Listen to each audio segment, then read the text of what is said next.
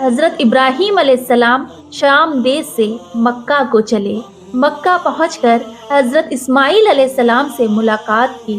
حضرت جبریل علیہ السلام نے بیت اللہ کے بارے میں ان دونوں باپ بیٹوں کو کچھ اندازے دیے، جیسے یا اس کی لمبائی ہوگی، اس کی چوڑائی یہ ہوگی، وغیرہ وغیرہ۔ اس طرح کام شروع ہو گیا۔ حضرت اسماعیل علیہ السلام پتھر پہنچاتے تھے اور حضرت ابراہیم علیہ السلام دیوار بناتے تھے۔ جب دیواریں بلند ہو گئیں تو ایک بڑا پتھر تھا، اس پر حضرت ابراہیم علیہ السلام نے اپنا قدم جمایا اور آسانی کے ساتھ دیوار کا کام چلنے لگا۔ اللہ کا گھر تیزی سے پورا ہونے کو آیا۔ حضرت ابراہیم علیہ السلام کے قدموں کا نشان پتھر پر پڑ گیا، جو اب قیامت تک نہیں مٹایا جا سکتا۔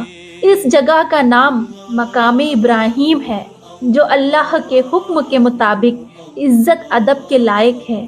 قرآن مجید میں ہے وَاتَّخِذُوا مِن مَّقَامِ إِبْرَاهِيمَ مُصَلًّى، ابراہیم کی جگہ مصلی یعنی نماز پڑھنے کی جگہ بناؤ۔ جب خانہ کعبہ تیار ہو گیا تو دعا مانگی، ربنا تقبل منا انکا انت السمیع العلیم، اے ہمارے پروردگار ہماری دعا قبول کر، تو سننے والا ہے اور جاننے والا ہے۔ اس کے بعد حضرت جبریل علیہ السلام نے حج، عرفات اور طواف کا قاعدہ سکھایا۔ اس کے مطابق دونوں باپ بیٹوں نے عمل کیا۔ پھر حضرت ابراہیم علیہ السلام نے حضرت اسماعیل علیہ السلام کو اس گھر کا ولی یعنی مالک بنایا اور وہ متولی یعنی ذمہ دار قرار پائے گئے۔ پھر حضرت ابراہیم علیہ السلام چلنے کو ہوئے تو انہوں نے دعا کی، اے خدا، میں نے اپنی اولاد کو اس بنجر اور ویران زمین میں چھوڑا، تو ان کو اپنی قدرت اور مہربانی سے خوشحال بنانا۔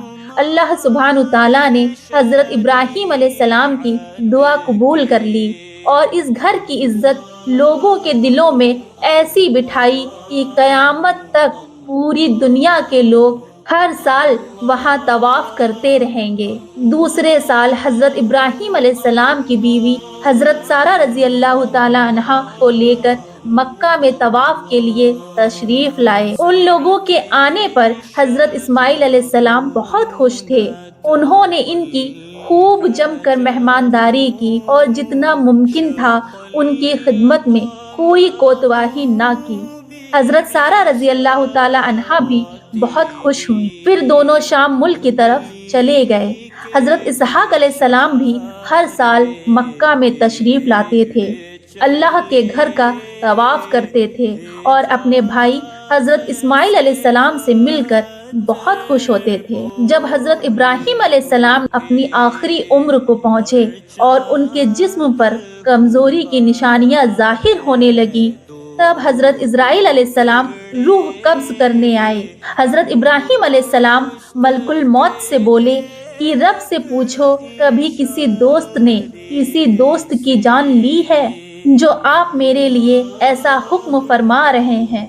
حکم ہوا کہ میرے پیارے دوست سے پوچھو، کیا تم نے سنا ہے کہ کسی دوست نے اپنے دوست کی ملاقات سے انکار کر دیا ہے؟